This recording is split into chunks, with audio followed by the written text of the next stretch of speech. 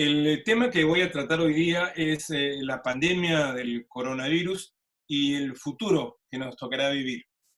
Creo que este es una de las cuestiones más acuciantes de la pandemia del coronavirus, porque todos nos preguntamos hoy si el mundo será igual primero cuando podamos salir a la calle, cuando termine el confinamiento, y luego cuando empecemos a desarrollar nuestras actividades, ¿no? Yo creo que hay varios temas a tener en cuenta acá. El primero es que estamos en un momento excepcional. Yo creo que pocos, más allá de la edad que tengan, muy jóvenes o muy viejos, pocos pensaron que íbamos a vivir o que iban a vivir una crisis de esta proporción y de estas características, ¿no? Yo mismo, si me lo hubieran contado, probablemente hubiera sido tema como fue hace unos años de una película o de una novela, pero nada más que eso, ¿no? Entonces, hay un elemento de sorpresa. Hay también, creo yo, un elemento no solo de sorpresa, sino también eh, de temor, de temor con mucha razón, digamos, porque se trata de una enfermedad contagiosa, de temor al contagio, ¿no? Y a partir de ese temor, que es un poco el que está organizando nuestra vida en este momento, lo que tenemos es una incertidumbre muy grande, ¿no? Una incertidumbre que tiene que ver con el tema que nos ocupa, el futuro. ¿Qué va a ser de nosotros, ¿no? Un primer elemento que nos desubica, creo yo, y que hace difícil pensar este futuro, es que la base de la interacción humana, el cara a cara, la posibilidad de relacionarnos con el otro, la tenemos prohibida, más allá de la relación inmediata, familiar, de pareja, que podamos tener con las personas que vivamos en la misma casa. Esa relación elemental que hace al ser humano, la interacción social, la tenemos prohibida. Y ese es un elemento de bastante distorsión en la vida, ¿no? Digamos, la raíz de nuestra humanidad está, esperemos que transitoriamente, cortada, ¿no? Eh, ¿Cómo pensar el futuro si es que lo que nos alimenta como humanos, repito, por lo menos temporalmente no existe, ¿no? Ese es un elemento de enorme dificultad, ¿no? Y que lógicamente nos pone en una situación de no saber a dónde vamos a ir, ¿no? Puede despertar, nos dicen unos, este carácter social transversal de la epidemia a los distintos grupos y clases sociales, puede despertar solidaridad. Sí, efectivamente puede despertar solidaridad, pero también puede despertar eh, un profundo egoísmo, ¿no? Es una posibilidad de solidaridad y por lo tanto de imaginarnos un futuro efectivamente distinto y quizás mejor, y es también un momento eh, digamos, de incitación al individualismo, al egoísmo más extremo, ¿no? Eh, ¿Cómo podemos pensar en el después de esta situación de bloqueo de la interacción social en la que vivimos? Yo creo que para poder pensar el después, ¿no? Que de alguna manera es la cura de esta pandemia que estamos enfrentándonos, eh, hay que situarnos en la realidad actual. ¿Han habido pandemias antes? Ciertamente han habido pandemias, ¿no? Y los epidemiólogos, no solo en estos años, sino un siglo atrás, cuando se produjo la famosa gripe española o algunas otras pandemias que han habido, ¿no? Como el ébola, el Zika, en fin, eh, o como hemos tenido en nuestro país el cólera, por ejemplo, eh, la receta ha sido cuarentena, ya sea, en este caso ha sido nacional, en otros casos puede haber sido más regional o local, cuarentena por un lado, y producción de vacuna o esperanza para producir una vacuna.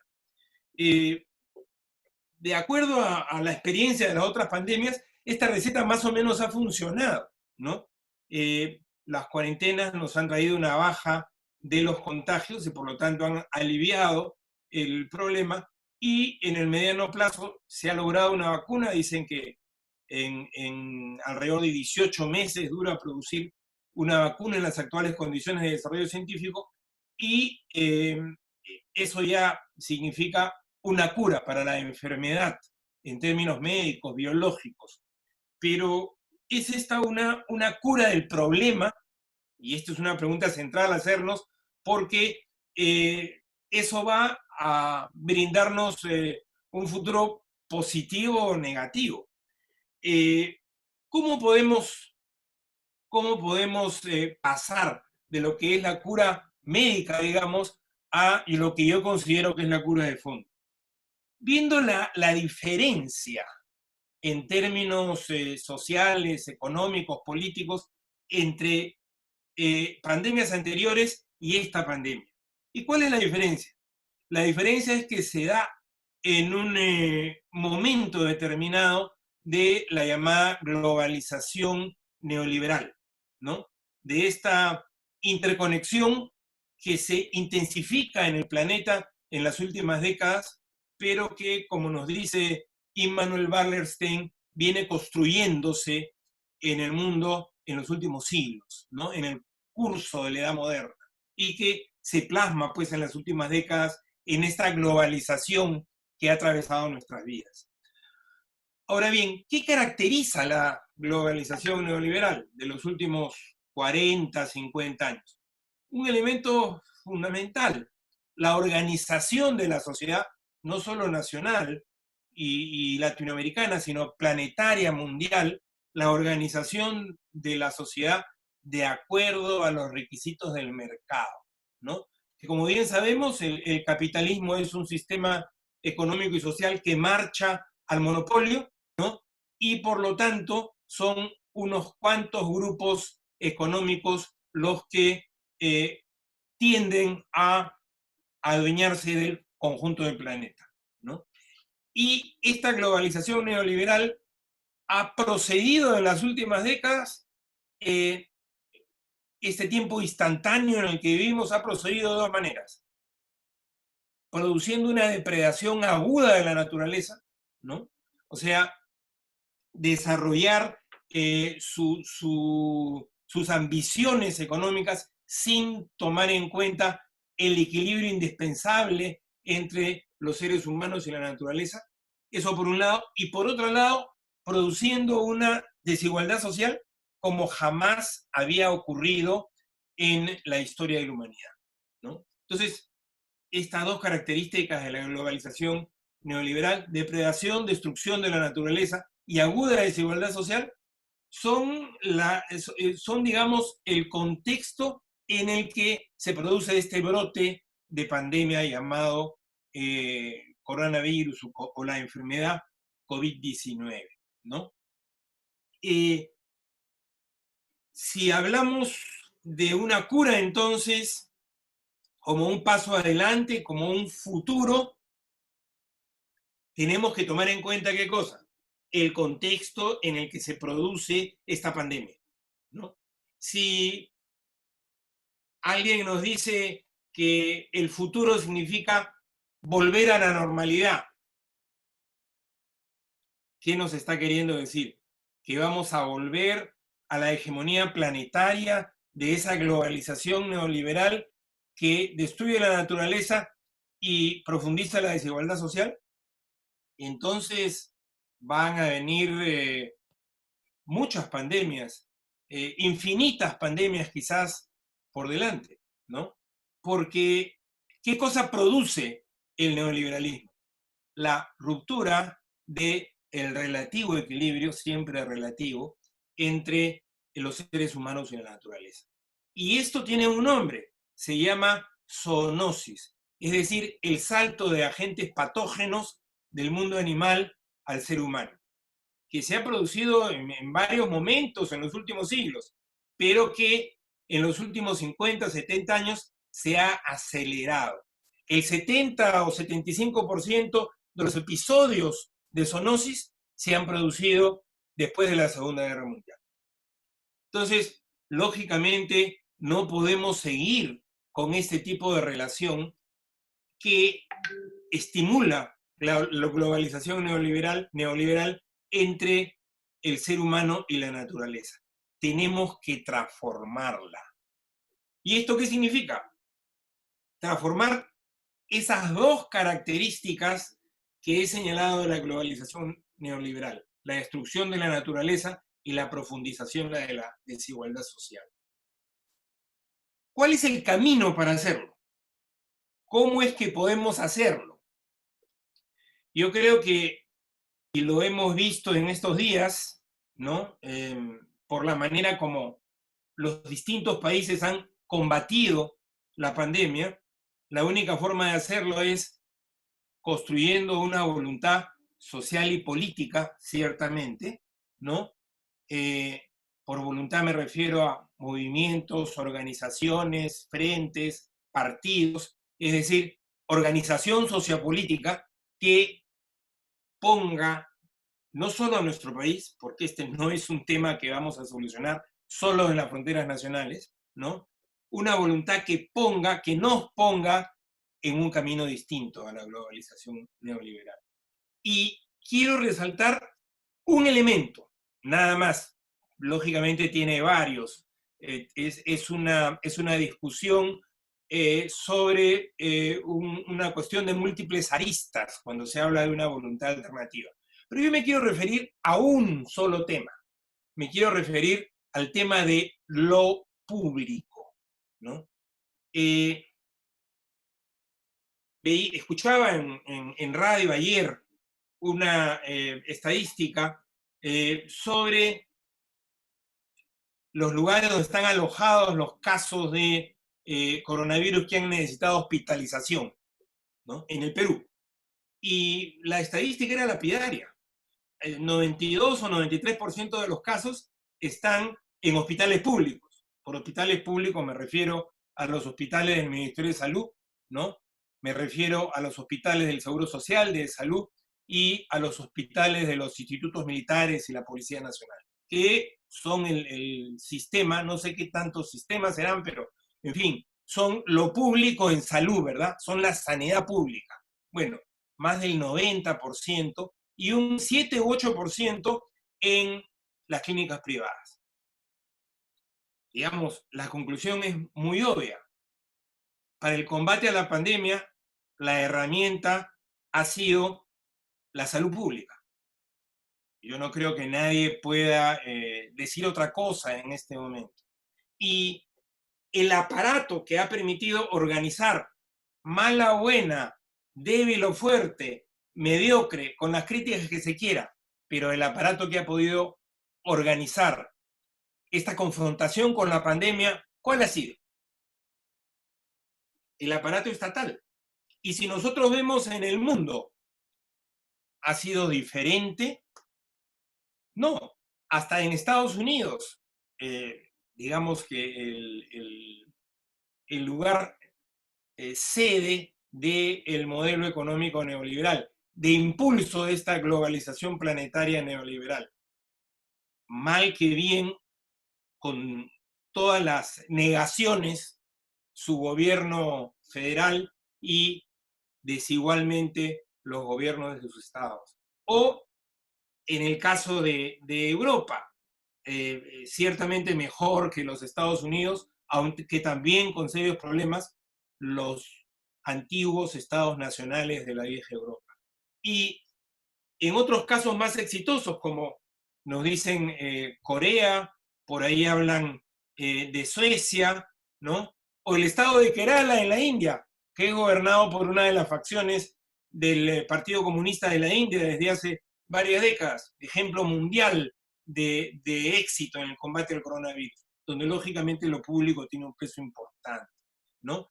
Entonces, en todas partes, en Asia, China, ¿no? Con el formidable aparato estatal chino, en Corea del Sur lo mismo, Europa, hasta en Estados Unidos, a pesar que lo nieguen, son los estados-naciones, que nos dijeron que habían desaparecido los que han salido adelante.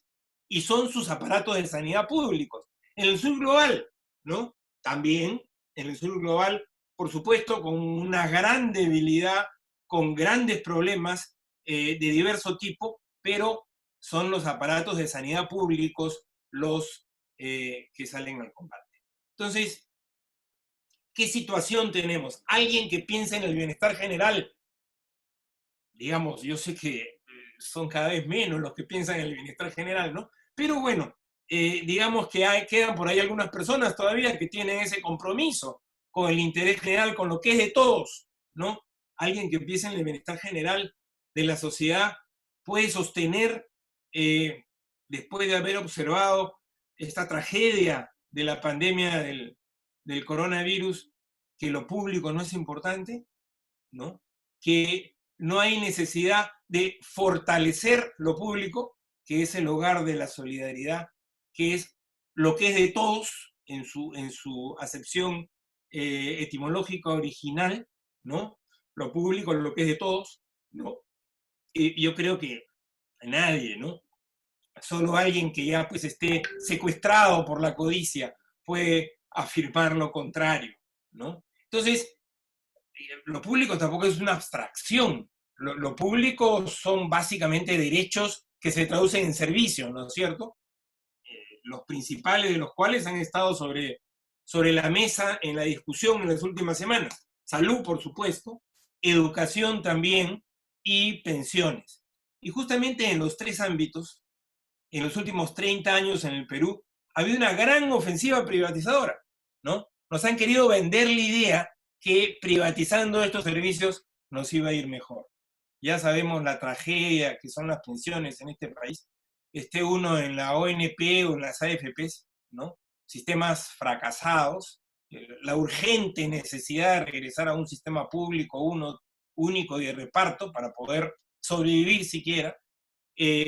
La educación, ¿no? Que soporta en este momento una arremetida privatizadora feroz por parte de la tecnocracia que ha capturado el Ministerio de Educación en los últimos 6 o 7 años. Lo sufrimos en la universidad todos los días, lo sufren también los colegios públicos, lo denuncian los maestros, los padres de familia, y por último la salud, ¿no?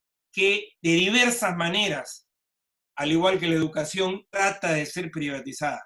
Y hoy demuestra que solo lo contrario, la salud pública, como lo ha demostrado ya la educación pública, ¿no? Son los derechos que se convierten en servicios que funcionan, ¿no?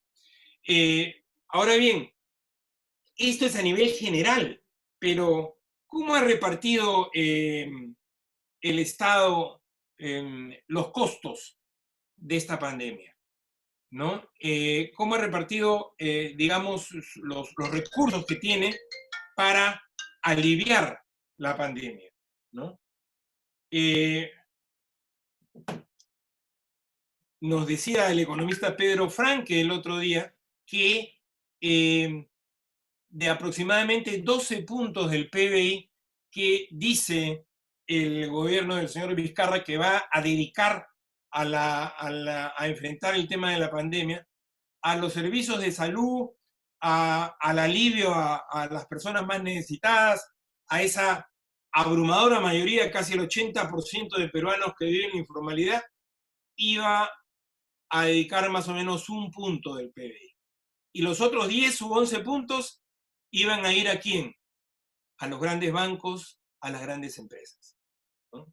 Lógicamente que esto no se le ha ocurrido ayer al señor Vizcarra, ¿no? Este es el modelo neoliberal que hace que las cargas se repartan así en nuestra sociedad, ¿no?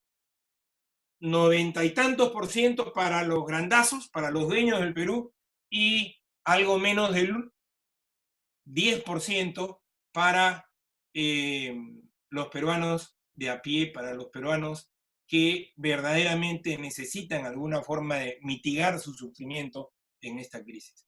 Esta es la manera actual e histórica como se han repartido las cargas en este país. Eso no puede volver a suceder. Si algún futuro vamos a tener, no podemos regresar a esa normalidad, ¿no? en la que un pequeño grupo, ¿no?, desde hace siglos ve la manera de vivir a costa de los demás en este país. Y igual, cuando se trata de aliviar los problemas que nos trae la pandemia, de la misma manera, este pequeño grupo está tratando de ver cómo ellos se llevan la parte del león y dejan las migajas para la abrumadora mayoría de los peruanos. Con esto debemos de terminar, por una razón muy sencilla.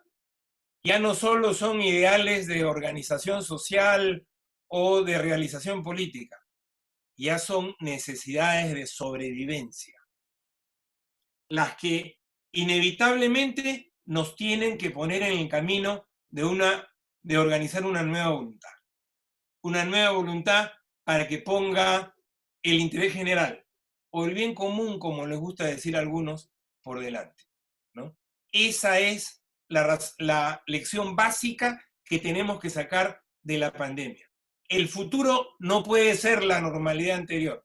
El futuro hay que construirlo nosotros y hay que poner lo público de largo plazo, lo público estratégico por delante. Muchas gracias.